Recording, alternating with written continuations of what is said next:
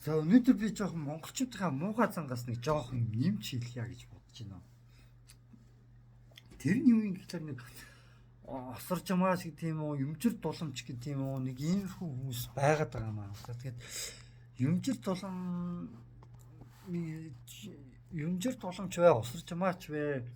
Тэдгээр хүмүүс бол зүгээр энгийн л хүмүүс. Яг тийм мэдрэл хонтой хүмүүс бол биш. Яг тодорхой хэмжээнд жоохон одоо юу гэдгийг ном уншаагүй, хүнтэй харилцах чадвар муутай. Тэгээд тийм хүмүүс нөгөө нэг одоо юу гэдгийг олон нийтэд ингээд нөгөө гараад ирэхлээрээ одоо юу гэдгийг тийм ээ ингээд нэг тодорхой хэмжээ зарим зүйлсүүдийг буруу ярьдаг, хэтрүүлдэг. Тэгээд ганц нэг мэдж байгаа нь одоо бөө мөргөлч гэдэг юм уу тийм ээ. Тэгээд амьдралын эрхэнд хүн ингээд янз бүр л болж болно шүү дээ тодорхой хэмжээд. Усарч юм бол нэрээ ганцаараа бие тааж амжирч байгаа бас л дайжгүй. Одоо яг янз бүрийн хувц өмсөд янз бүр хаашаа хийлж байгаа нь тэгжээж л амьдрахандаа олныг яг үндэ ингэж өөртөө татчих шүү дээ. Тэгжээж л тэр хүн нэг амьдрах аргаа нэг олж шүү дээ. Тэгэхгүй бол тэр хүнийг зүгээр годомчны нэг хүн очиод хутлаад ингээд алдсан байхад хинч мэдхгүй шүү. Тэр хүнийг хинч хамгаалахгүй шүү. Бүр олны танил од болчиход тахт нь хүртэл очиж тэр хүн ямар хүнд гин буруу байсан бэ? Хинч гин буруу үгүй ч хатан очиж ингээд алах гээд ингээд үдчихэд нэг ийм балер гэж болмооргүй байгаа маа нэг монгол хүмүүс. Тэгээ ерөнхийдөө нэг юмжир тулам осорч ямаа гэх мэт хүмүүсийг би тодорхой хэмжээнд жоохон өмөрж байгаа. Ерөнхийдөө өмөрөд нэг хэдэн үг хэлчихье гэж бодсон. Тэгээ монголчууд өөрснөө муу тайгуу дуртай. Би одоо жишээ нь ингээд айгүй гоё бичлэгүүдийг зөндөө хийж хахад осорч ямаа шиг би л од болоогүй заяа. Юмжир тулам шиг од болоогүй заяа. Заавалчгүй нэг мэдрэл нутаа үг хэлж ээж нэг мэдрэл нутаа юм шиг ингэж нэг сонь ингэж олдны ингэж нэг характерыг нэг одоо юу гэдэг ингэж сонир характер, зан характер гаргаж ич ингэж өөрийнхөө бичлэгийг ингэж түгээж ич нэг олонний танил босох юм уу хайшин баг альс нэг алдаатай юм ярих юм бол магадгүй хүмүүс ингэж уурлаад нэг лайктараад одоо ингэж бичих бах. Гэтэл харамсалтай яаж байгаа юм тэгэхээр би нэг тиймэрхүү нэг арга бас нэг хэрэглэж үздэм зүг гэж нэг хальт бодож байсан юм. Тэгээд амжилтанд хүрэхгүй байх шиг байсан. Хүрэхгүй юм шиг үлээ. Яг гэх юм бол хүмүүс чинь одоо нөгөө нэг гинтгэ болцсон. За энэ залуу яг энэ яг муу юмыг яг ингээд олонд ингээд дүгийлгээд ингээд ярьчих юм бол яг энэ залуу од болчихно. Тэгвэл нөгөө зөв ярьсан бусад зөндөө олон бичлэгүүд байгаа. За тэднэрэн дагаад гараад ирэх юм байна. За тэгэхээр энэ залуу юудаас ингээд хэрэггүй гэдэг яг ингээд орхидог болчихсон юм ааши. Бас жоохон санаатай болсон юм шиг. Тэгээд одоо тэр нэг юмжир тулам осоржмаа энтрийн нэг бичлэгүүд байна. Тэд сая өөрснийх нь пэйж хуудсууд байгаа шүү дээ.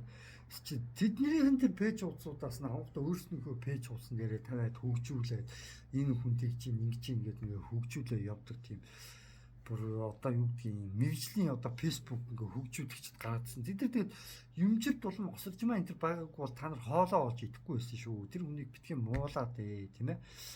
Тэр нэг инфлюенсер танилцаа өгч шиг нэг янз бүрийн одоо ингээд нэг фэйсбүүк одоо юу гэдгийг тийм ээ альс ингээ зөндөө олон хүмүүс ингээ өөр дээрээ шеэрлээд аваад тэгээ мянган үзэлт хандлтууд ингээ өөрсдөр авч байгаа байхгүй тэр би тэр залтай хүмүүс тэгэн гутаа яаж байгаа доотлолт нь нөгөө юмжир тулам осоржмаа хэлсэн амар муулж байгаа байхгүй юу тэгээ галзуу хүндлэгт нэвтүүд айж тэгээж ингээд наад чинь тийм шүү юм шүү үгүй юу гэсэн юм бэ зүгээр үсрээл наад хүмүүс чинь тодорхой хэмжээд жоохон сэтгэл зүйн зөвлөгөө жоохон харилцааны урлагт суралцуулахад наад хүмүүс чинь зүгээр тодорхойл гараад ирэн заяа.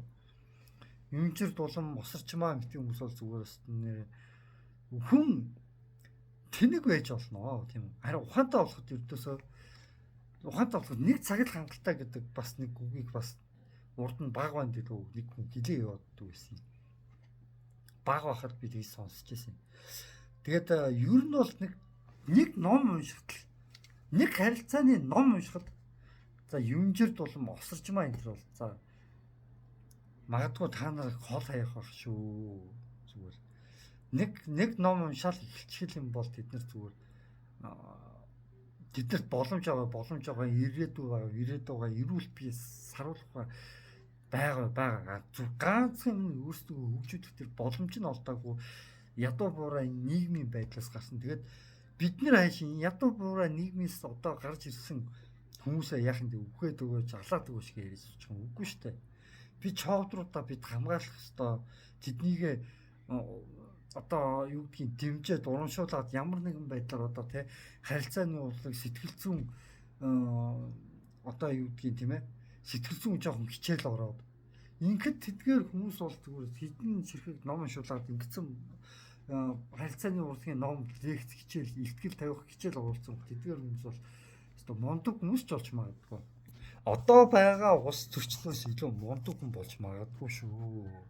Шулуухандаа гэж тэд зүгээр сэргэлэн болохоор олдны танил болж чадж байгаа шүү. Яг үнийг хэлээд.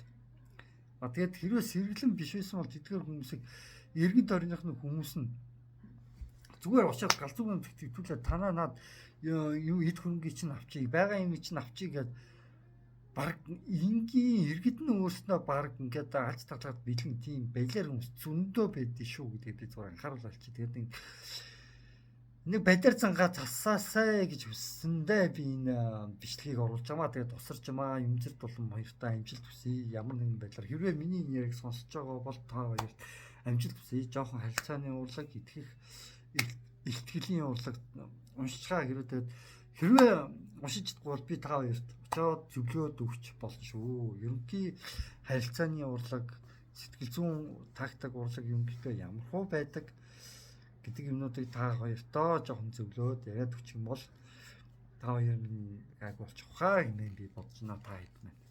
За тэгээд өнөөдөр чи 2024 оны 12 сарын 1-ний өдөр болж байна. Энэ үгээр бичлэг өндөрлөө.